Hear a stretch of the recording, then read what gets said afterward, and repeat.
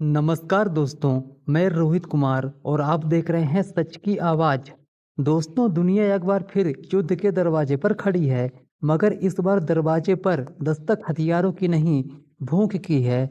इस वक्त जब आप ये वीडियो देख रहे हैं, गज्जा में एक बच्चा भूख से तड़प रहा है, लेबनान की सीमाएं कांप रही हैं और इजराइल, अमेरिका, ईरान के बीच खामोशी। अब किसी तूफान से पहले शांति लग रही है। क्या ये सिर्फ टेंशन है या फिर तीसरे वर्ल्ड वार की स्क्रिप्ट का पहला पन्ना?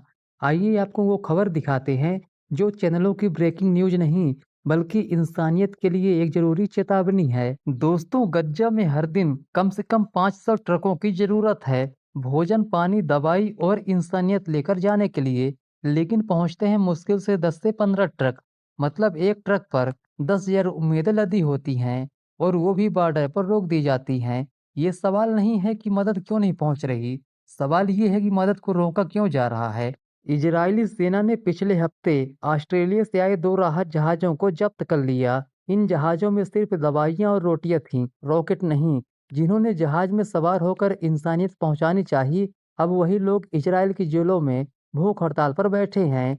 उन्होंने कहा है, जब तक हम गज्जा की मदद नहीं कर देते, तब तक हम कौर नहीं खाएंगे। सोचिए, इतना डर इजराइल को इन भूखे लोगों से क्यों है? अब वो तस्वीर दिखाता हूँ जो इजराइल की नींव को हिला रही है। फिलिस्तीन को मिलती अंतर्राष्ट्रीय मान्यता। यूके ने कहा, सितंबर में हम फिलिस्तीन को एक स्वतंत्र राष्ट्र के रूप में मान्यता देंगे। फ्रांस, फिनलैंड और नॉर्वे जैसे देश पहले ही कह चुके हैं फिलिस्तीन को उसका हक मिलना चाहिए।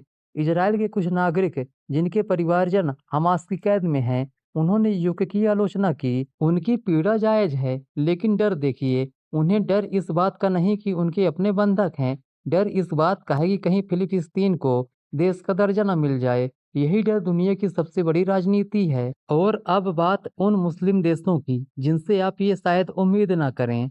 सऊदी अरब, कतर और इजिप्ट तीनों ने संयुक्त बयान जारी किया है। हमास को अपने हथियार डालने होंगे। अगर फिलिस्तीन में शांति चाहिए तो हमास को खत्म करना होगा। यह वही देश हैं जो इस्लामिक दुनिया के ऐतिहासिक स्तंभ माने जाते हैं। अब यही देश कह रहे हैं कि हमास को फिलिस्तीन से हटाया जाए। यानी अब लड़ाई इस्लाम बनाम यहूदी नहीं रही, अब मुद्दा है इंसान बनाम हथियार। दोस्तों, रूस की खुफिया एजेंसी ने ईरान को सीधी चेतावनी दी है। अमेरिका और इजराइल ईरान पर हमले की योजना बना रहे हैं। यह कोई प्रोपेगेंडा नहीं, यह खुद रूसी एजेंसियों की आधिकारिक रिपोर्ट है। अब सवाल यह है, क्या ईरान चुप बैठेगा या जवाबी राजनीति तैयार कर चुका है?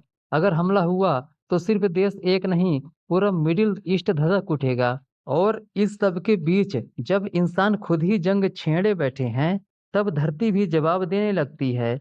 रूस, जापान, कैलिफोर्निया, फिलीपींस, इंडोनेशिया, इन सब जगहों पर भूकंप के तेज झटके महसूस किए गए हैं। कहीं जमीन हिली तो कहीं सरकारें रेड अलर्ट जारी है।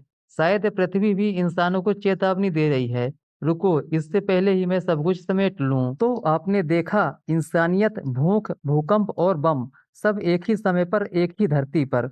कहीं बम बरस रहे हैं, कहीं रोटी के लिए कतारें हैं और कहीं चुप्पी इतनी घनी है कि नेताओं की आवाज भी गूंगी लगने लगती है। आपसे एक गुजारिश है, अगर ये वीडियो आपको जरा भी जरूरी लगा हो, थोड़ा सा भी सच्चा महसूस हुआ हो, तो इसे लाइक कीजिए, शेयर कीजिए और चैनल को सब्सक्राइब कीजिए। कमेंट करके बताइए क्या आप भारत से हैं या विदेश से। आपकी आवाज़ जुड़ती है तो ये लड़ाई मेरी नहीं, हमारी हो जाती है। और हाँ, सवाल पूछिएगा, क्योंकि आपके पास सवाल होंगे नहीं तो उनके पास झूठ के सारे जवाब पहले से ही तैयार मिलेंगे।